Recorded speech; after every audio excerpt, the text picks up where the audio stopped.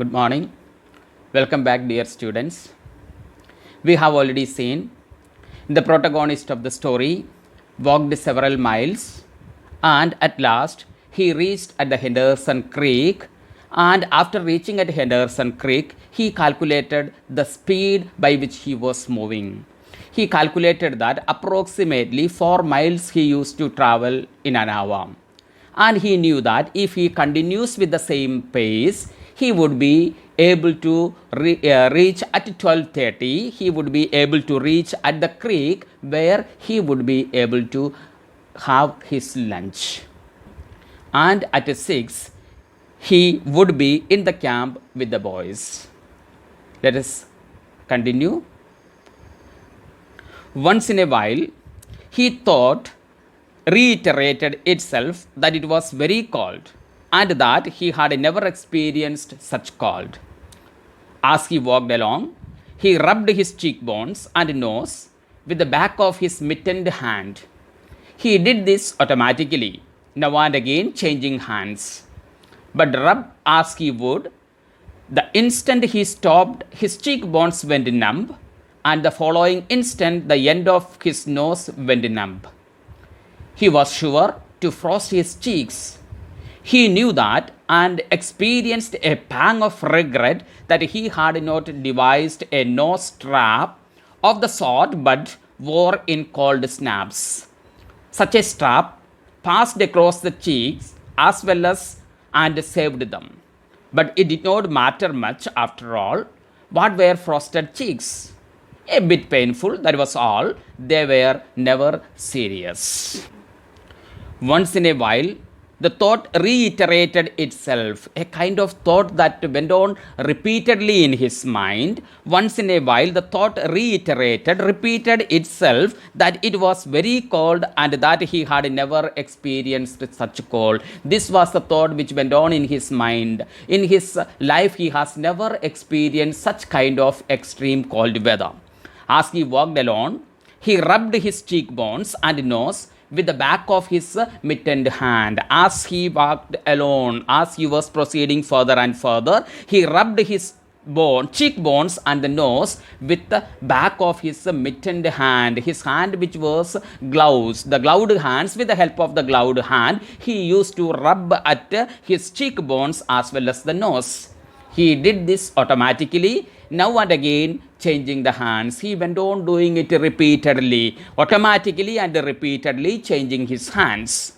But rub as he would, the instant he stopped, his cheekbones went numb. The moment it was stopped, the rubbing process was stopped. The exact moment his cheekbones went numb, and the following instant, the end of his nose went numb. And as the nose as well, both the nose as well as his cheekbones went numb the moment he stopped rubbing them. He was sure to frost his cheeks. He knew that and experienced a pang of regret that he had not devised a nose strap of the sort but wore in the cold snaps. Yes, he was sure to frost his cheek. He knew that his cheek would be frosted soon, and he knew that and experienced a pang of regret, a kind of agony. That's the meaning of pang of regret, a kind of fearful thought, a painful thought that went on his mind, that he had not devised, that he had not planned a nose strap, an instrument to cover his nose. He felt that he could have carried a nose strap with him, and since he had not carried it, he regretted about it. A nose strap of the sort Bud wore in the cold snap, such kind of nose strap he could have carried with him, which was worn by the people over there in the cold regions. Such a strap passed across the cheeks as well and saved them. He felt that had he brought a nose straps with him, such a strap, such a kind of nose straps passed across the cheeks. It automatically covered the cheek as well and saved them, so that his cheek also could have been saved from the cold weather. He felt that he could have carried the nose strap which was worn in the cold regions, that would have saved his nose as well as his cheeks. What were frosted cheeks. A bit painful, that was all. They were never serious. So he asked the question to himself, what were frosted cheeks? What are these frosted cheeks called? And the answer he himself gives, a bit painful, that was all. And he tries to console himself, stating that it is nothing, frosted cheeks are nothing, it's a bit painful, and that was all. They were never serious, they were not very troublesome at all, it can be easily tolerated. That was the thought which went on, or he tried to console himself with such kind of thought, that it is only a sort of a bit of painful situation, that's all, and they were never serious. Empty as the man's mind was of thoughts, he was keenly observant, and he noticed the changes in the creek, the curves and bends and timber jams, and always he sharply noticed where he placed his feet. Once coming around a bend, he sheeled abruptly like a startled horse, curved away from the place where he had been walking, and retreated several paces back along the trail. The creek he knew was frozen clear to the bottom. No creek could contain water in that Arctic winter, but he knew also that there were springs that bubbled out from the hillsides and ran alone under the snow and on top the ice of the creek. He knew that the coldest snaps never froze these springs, and he knew likewise their danger. They were traps. They hid pools of water under the snow that might be 3 inches deep or 3 feet. Sometimes a skin of ice half an inch thick covered them, and in turn was covered by the snow. Sometimes there were alternative layers of water and ice skin, so that when one broke through, he kept on breaking through for a while, sometimes wetting himself to the worst. Empty as the man's mind was of thoughts, he was keenly observant, and he noticed the changes in the creek, the curves and bends and timber jams, and always he sharply noted where he placed his feet. Empty as the man's mind was of thoughts, his mind was totally away from any sort of thoughts. He was keenly observant, but he was always observing in and around him. He was keenly observant, and he noticed the changes in the creek. He was very observant. He noticed at different places the changes that were there in the creek, the curves and bends and the timber jams. Timber jams means the log jams, no, the logs that are collected by the people, cutaway logs that are jammed and collected together, and timber jams. And always he sharply noticed where he placed his feet. He was very observant. He keenly observant the place where he used to keep his feet. Once again to that part.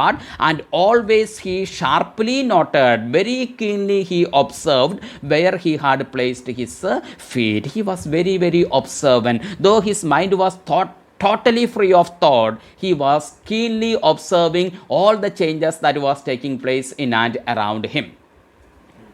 Once coming around a bend, when he reached at a turning over there in the road, he sheeled abruptly. He tried to protect himself very abruptly, very suddenly. The moment he reached at the turning, he tried to protect himself very keenly, like a startled horse, exactly like a horse that is totally wonderstruck, like a shocking horse, curved away from the place where he had been walking, and he bent away from the place through which he was walking, and retreated several paces back to the trail. And he moved back several steps. That is what several paces over here means. He retreated several paces back along the trail. The moment he reached towards the turning, he was very careful about the danger, and therefore he moved a few steps back. That is what he retreated several paces back along the trail. The creek he knew was frozen clear to the bottom. No creek could contain water in that Arctic winter, but he knew also that there were springs that bubbled out from the hillsides and ran along under the snow and on the top the ice of the creek. Let us come to that part. No, the creek he knew was frozen clear to the bottom. He knew that the stream, the creek he knew was frozen clear to the bottom, till the bottom. The creek was totally frozen. That part he was very clear about. The creek he knew was frozen clear to the bottom, till the bottom. It is totally frozen. No creek would contain water in that Arctic winter. Such kind of extreme winter weather, water would not remain over there in the same liquid form. That is what he was certain about. No creek could contain water in that Arctic winter. Such kind of Arctic weather, such kind of extreme cold weather, he knew that water cannot remain in the liquid form at all. But he knew, at the same time he was aware, but he knew also that there were springs that bubbled out from the hillsides. But at the same time, there are small rivers, small springs that originated from the hillside. So let's see, bubbled out from the hillside. What do you understand by bubbled out from the hillside? From the hillside, when the spring comes down, it moves from the higher elevation to the lower, and because of which it will have full of bubbles in it. He thinks about such kind of bubbled streams. But he knew also that there were springs that bubbled out from the hillsides, originates from the hillside and ran along under the snow. And such kind of streams, the springs, may run along under the snow and on top the ice of the creek, and just on the top of it ice will be formed, but water will remain exactly in the liquid form over there. That part he was not unaware about. He was aware about it as well. He knew that the coldest snaps never froze these springs, such kind of springs. As he has already told that, he knew that, the writer has already told that, the protagonist knew it very well. The streams or the springs that originate from the hillside, that is what he named as the bubbled out rivers, they move over there and the water remains in the liquid form over there. But just above that, the ice may be formed. That he speaks further about. Let's see once again. He knew that the coldest snaps never froze these springs. Such kind of springs are never totally frozen. Even the coldest weather, that is what, the coldest snaps never froze these springs. Even the coldest weather did not freeze such kind of springs at all. And he knew likewise their danger, and therefore he knew that they are very, very dangerous ones. They were traps.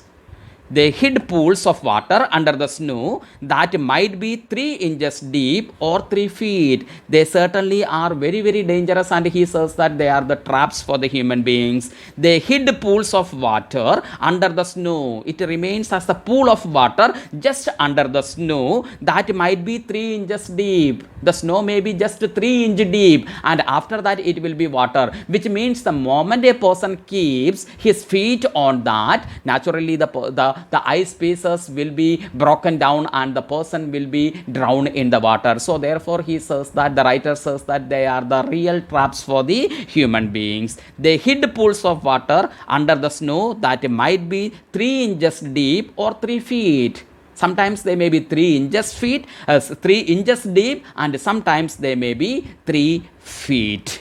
Sometimes a skin of ice half an inch thick covered them, and sometimes it is just a skin of ice, just a bit of ice, an inch, half an inch thick covered them, and in turn was covered by the snow. So it is just covered by ice and snow, maybe half an inch. Sometimes the writer says that it may be covered with 3 feet, or sometimes it can be 3 inches.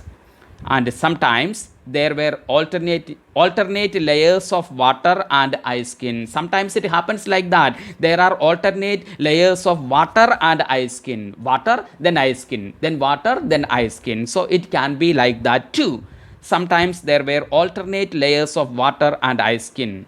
so that when one broke through, when one discovers it, he kept on breaking through for a while, sometimes wetting himself to the waist. Sometimes it happens that the moment he passes through, the moment a person who is unaware about the danger of it, the moment he keeps his feet on these slight pieces of ice, sometimes what will happen, he would be wetting himself to the waist, to the lower part of his body may be totally wet because the man is quite unaware of the danger. That was why he had sheed in such panic. He had felt the gift under his feet and heard the crackle of a snow-hidden ice skin. And to get his feet wet in such a temperature meant trouble and danger. At the very least, it meant delay, for he would be forced to stop and build a fire, and under its protection to bare his feet while he dried his socks and moccasin. He stood and studied the creek bed and its banks and decided that the flow of water came from the right. He reflected a while, rubbing his nose and cheeks, then skirted to the left, stepping gingerly and testing the footing for each step. Once clear of danger, he took a fresh chew of tobacco and swung along at his 4-mile gait. That was why he had sheed in such panic. That is the way he tried to avoid such kind of fearful situation, panic stricken situation. That was why he had sheed. Sheed means he tried to avoid such kind of panic situation. That was the reason he was very, very keen and careful about. Especially we saw when any turning or the bend came across over there, the path, he was very, very conscious, and he knew the danger of the spring that comes from the hillside. So therefore he was very, very cautious. So that was why he had sheed in such panic. He tried to avoid such kind of fearful situation. He had felt the give over here means resilient means strength. He had felt the strength under his feet. He had felt the give.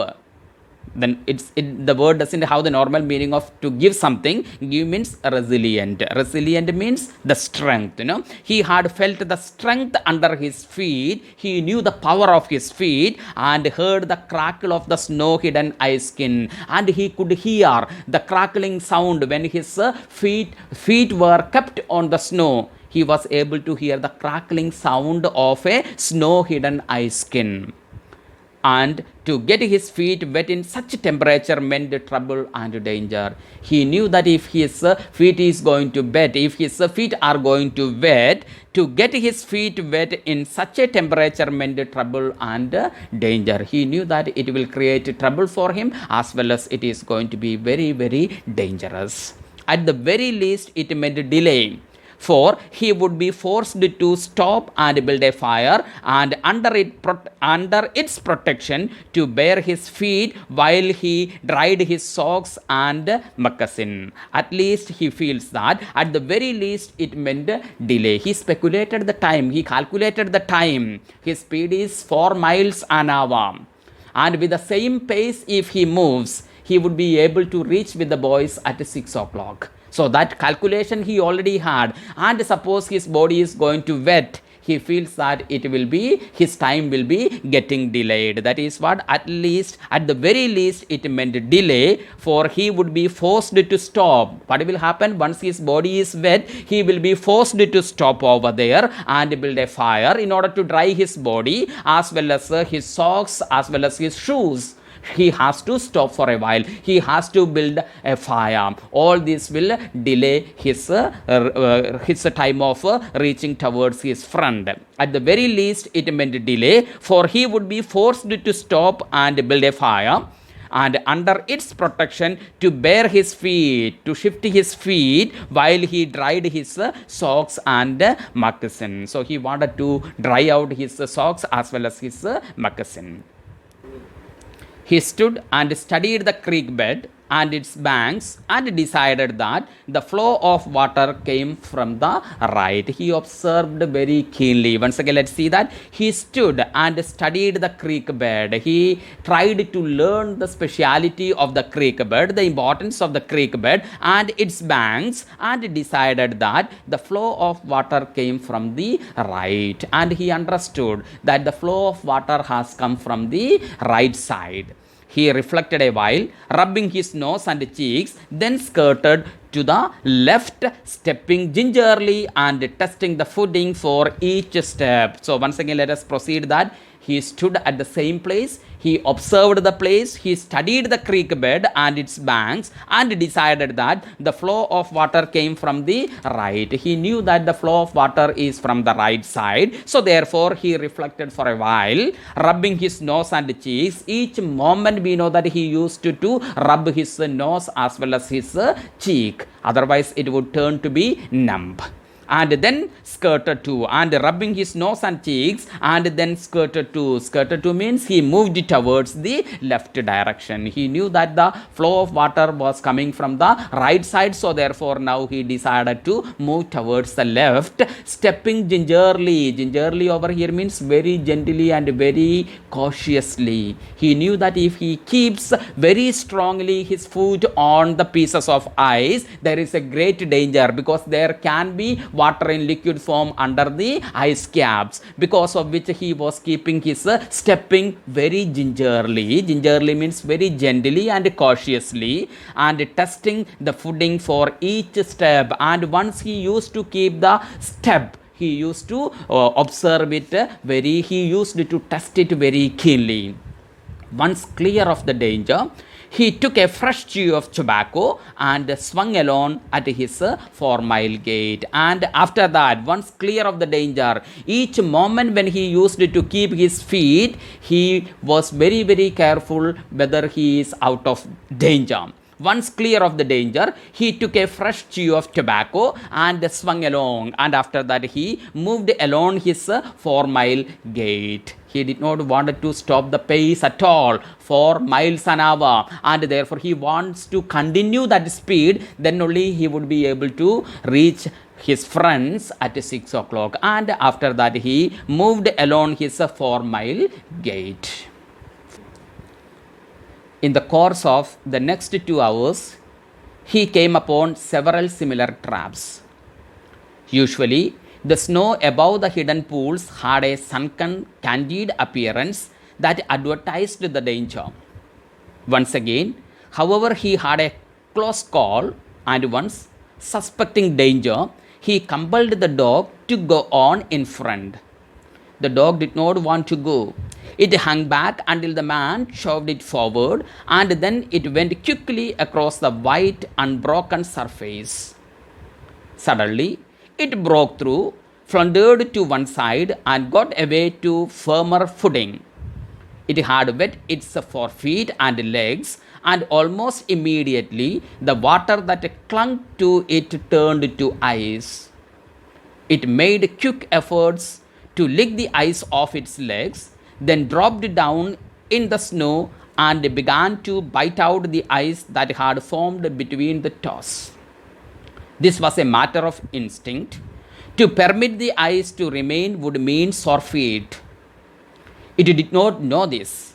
It merely obeyed the mysterious prompting that arose from the deep crypts of its being. But the man knew, having achieved a judgment on the subject, and he removed the mitten from his right hand and helped tear out the ice particles. He did not expose his fingers more than a minute, and was astonished at the swift numbness that smote them. It certainly was cold. He pulled on the mitten hastily and bent the hand savagely across his chest. In the course of the next 2 hours, he came upon several similar traps. He journeyed almost for 2 hours. And during his 2 hours journey, he came across several similar traps, such kind of traps he has come across. He came across so many such kind of traps, which means when it is visible ice pieces, and the moment he keeps his foot on it, sometimes under that there is water in the liquid form. Such kind of traps he traveled, so many such kind of several such kind of similar traps he escaped.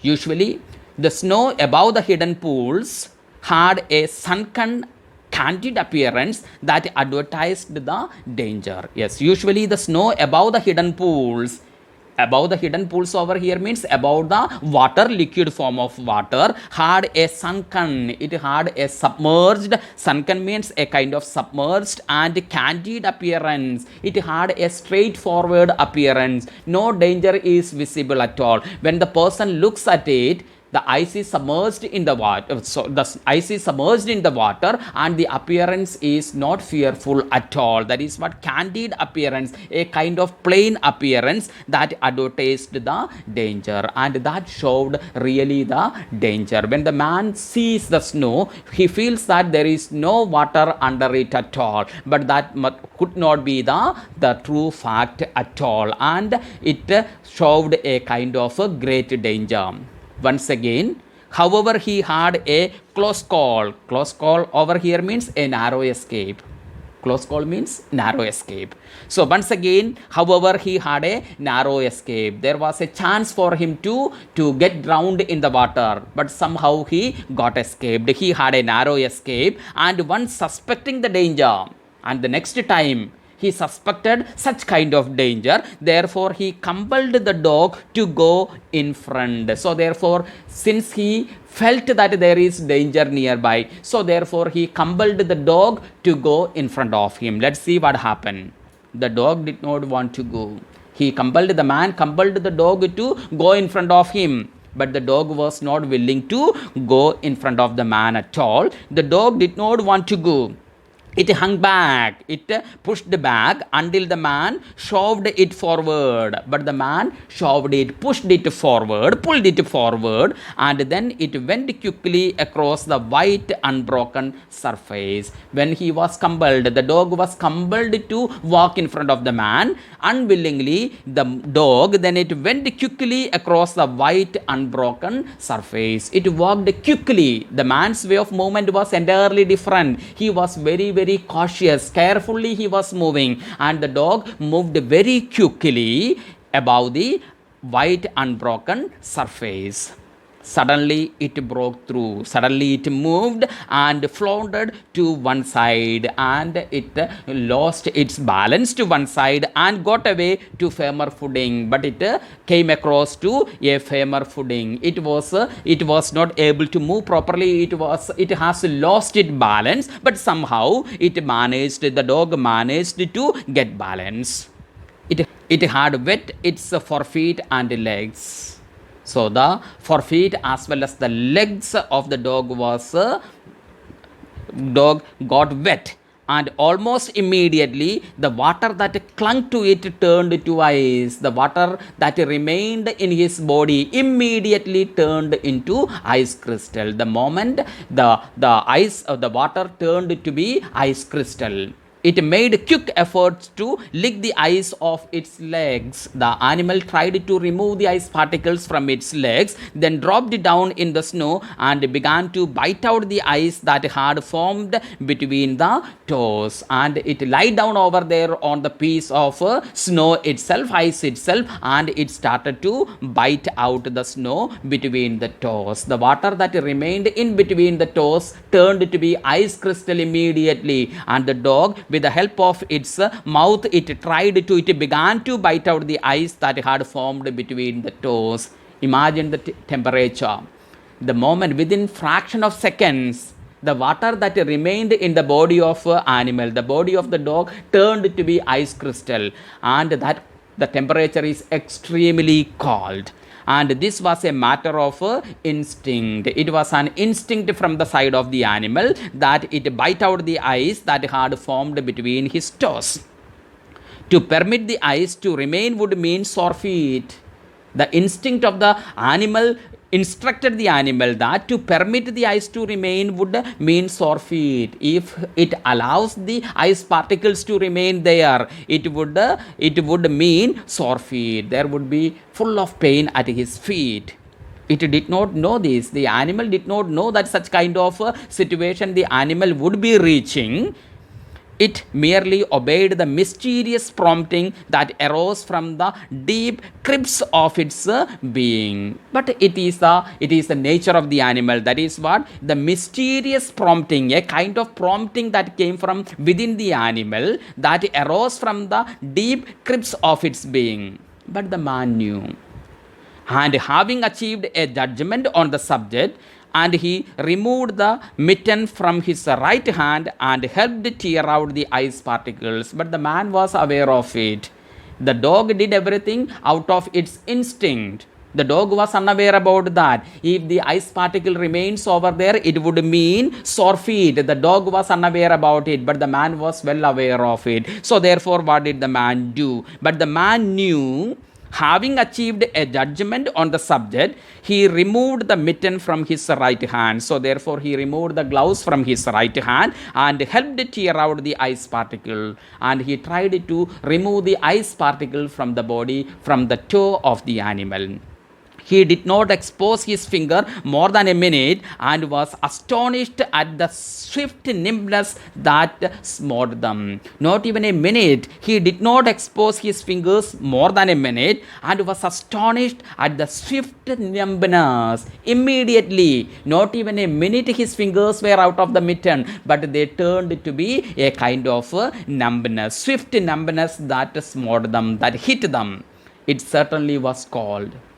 He pulled on the mitten hastily and bent the hand savagely across his chest. Once again, he removed the. Once again, let's see that he pulled on the mitten hastily. He removed the gloves hastily and bent the hand savagely. Savagely means very strongly across the chest. He started beating his hand across his chest in order to make it warm enough. At 12 o'clock, the day was at its brightest. Yet the sun was too far south on its winter journey to clear the horizon. The bulge of the earth intervened between it and Henderson Creek, where the man walked under a clear sky at noon and cast no shadow. At 12:30, to a minute, he arrived at the forks of the creek. He was pleased at the speed he had made. If he kept it up, he would certainly be with the boys by 6. He unbuttoned his jacket and shirt and drew forth his lunch. The action consumed no more than a quarter of a minute, yet in that brief moment, the numbness laid hold of the exposed fingers. He did not put the mitten on, but instead struck the fingers a dozen sharp smashes against his leg. Then he sat down on a snow-covered log to eat. The sting that followed upon the striking of his fingers against his leg ceased so quickly that he was startled. He had no chance to take a bite of biscuit. He struck the fingers repeatedly and returned them to the mitten, baring the other hand for the purpose of eating. He tried to take a mouthful, but the ice muzzle prevented. He had forgotten to build a fire and thaw out. He chuckled at his foolishness, and as he chuckled, he noted the numbness creeping into the exposed fingers. Also, he noted that a stinging which had first come to his toes when he sat down was already passing away. He wondered whether the toes were warm or numb. He moved them inside the moccasin and decided that they were numb. At 12 o'clock, the day was at its brightest. So it's almost 12 o'clock and the day was its brightest. Yet the sun was too far south to its winter journey. Still the sun was not reached. At 12 o'clock, sun is supposed to be above the head, but the sun was far south of its winter journey to clear the horizon. The bulge of the earth intervened between it and Henderson Creek. What do you understand by the bulge of the earth? The bulge of the earth over here means the gradual increase of the radius of the earth from the pole to the equator. When you move from the polar region to the equators, the earth seems to be bulge out, and that is what the gradual increasing size of the earth from the poles to the equator is called the bulge of the earth. Once again, let us proceed. The bulge of the earth intervened. The bulge of the earth intervened here. The gradual increasing size of the earth from the equator, it prevented between the sun and